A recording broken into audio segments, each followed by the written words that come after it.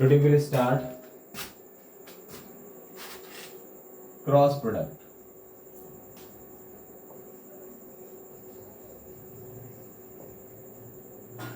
Cross product कहते हैं vector quantities, vector quantity. Cross product आपके 12th में बहुत इंपॉर्टेंट टॉपिक्स में आते हैं। ये बेसिक चीजें हैं, आनी चाहिए।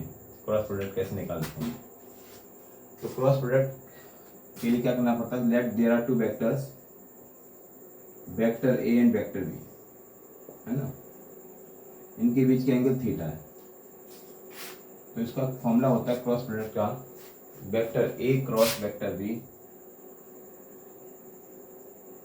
Equal to A B sine theta और एन कैप।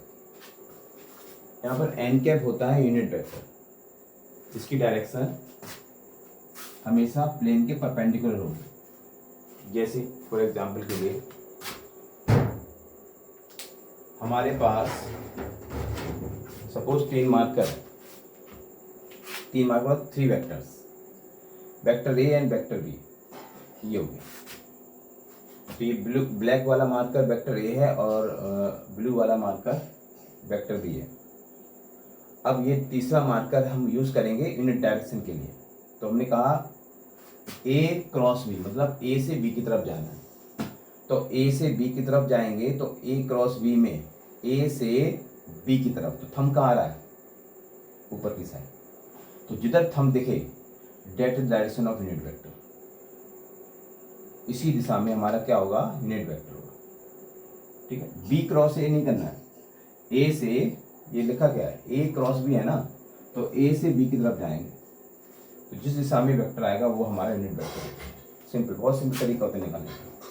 फॉर एग्जाम्पल के लिए मैं अगर बात करूं, ये वेक्टर आई कैप, ये वेक्टर जे कैप, ठीक है, इनके बीच का एंगल कितना बनना है? 90। तो आई कैप वेक्टर का यूनिट वेक्टर क्या होता है? मैग्नीट्यूड क्या होता है? आई कैप और जे कैप मैग्नीट्यूड कितना होगा? 1 होगा। अगर इसको इसमें अप्लाई करें तो क्या होगा? देखो, I cap cross J cap equal to I cap का मैग्नीट्यूड, जे कैप का मैग्नीट्यूड इंटू साइन 90, और क्या आएगा? N cap. एन के मतलब डायरेक्शन देखिए। अब देखो ये 1 1 हो गया, एन के डायरेक्शन आई क्रॉस जे। अब देखो आई से जे की तरफ जाएंगे तो थंब किधर आ रहा है? देखो आई से जे की तरफ थंब किधर आ रहा है? बाहर की तरफ आ रहा है। बाहर वेक्टर कौन सा होता है? N cap. और एन कैप क्या लोगे बताओ? के कैप। अब बताओ साइन 90 कितना होगा? 1। ये वैल्यू भी 1, ये वैल्यू भी 1, तो क्या आया? आई क्रॉस जे इक्वल टू क्या आ गया? ठीक है, हो गया प्रूफ कि नहीं हो गया? मतलब कहीं भी आई क्रॉस जे लिखा हो तो हम क्या ले सकते हैं उसका? ठीक है, ले सकते हैं। दूसरा तरीका भी है, साइकिल से समझ सकते हो, साइकिल रूल से। इधर आई कैप है, इधर जे कैप है, इधर के कैप है, तो 2 को चलो अगला वाला जो है वो लिख दो इसके बराबर। जैसे मैंने कहा आई क्रॉस जे, तो चेक कर लो आई क्रॉस जे क्या होगा? आई क्रॉस जे अगला वाला क्या है? ठीक है, ऐसे भी देख सकते हो। ये मैथमेटिकली प्रूफ किया हमने, ये हमने ट्रिक बता दी कि कैसे निकालना है। जे क्रॉस के को कैसे निकालोगे? तो जे क्रॉस के क्या होगा? जे से के क्रॉस करेंगे तो अगला वाला क्या आएगा? आई कैप आएगा। फिर के क्रॉस आई क्या होगा? चेक कर लो, के क्रॉस आई क्या होगा बेटा? के क्रॉस आई, के आई के साथ करेंगे अगला वाला क्या आएगा? जे कैप आएगा। इस तरीके से यूनिट वेक्टर्स निकलते हैं। अगर कहीं कोई बच्चा कहेगा कि सर सेम डायरेक्शन होगा तो क्या करेंगे? अगर 2 वेक्टर सेम डायरेक्शन में तो क्या होगा?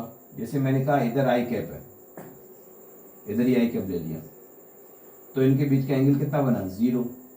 अब लगा के देख लो फॉर्मूले में, आई क्रॉस आई, ये फॉर्मूला हमारा। चलो लगाते हैं, आई क्रॉस आई, आई कैप का मैग्नीट्यूड, फिर आई कैप का magnitude into sign 0 into unit vector.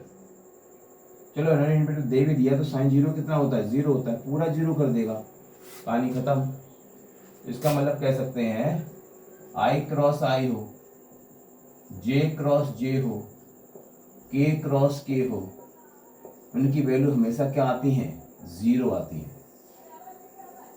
बस भूला ही नहीं। इसको डॉट से कंपेयर ना करें, डॉट में अलग कहानी होती है, I dot J, J dot के, उसमें तो वैल्यू आपका वन आता है।